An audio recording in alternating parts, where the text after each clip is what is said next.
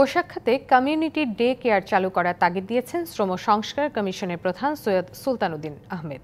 সকালে রাজধানীর রিপোর্টার্স ইউনিটিতে গার্মেন্টস সেক্টরে শ্রম সম্পর্ক চ্যালেঞ্জ, সুযোগ ও সমাধান শীর্ষক আলোচনা সভায় এ তাগিদ দেন তিনি। যেসব পোশাক কারখানায় ডে কেয়ার নেই তাদের ডে কেয়ার সেন্টার চালু করতে হবে, পাশাপাশি ছোট ছোট পোশাক কারখানায় কমিউনিটি ডে কেয়ার করতে জোর দেন তিনি। পোশাক শ্রমিকদের কর্মক্ষেত্রে গালমন্দে যে চর্চা তা বন্ধ করার কথা বলেন শ্রম সংস্কার কমিশন প্রধান। এ সময় অন্য বক্তারা বলেন, গার্মেন্টস সেক্টরে ৭০% অসন্তোষ দেখা দেয় বেতন বকেয়ার কারণে। মালিকপক্ষকে কর্মী বান্ধব হওয়ার পরামর্শও দেন তারা।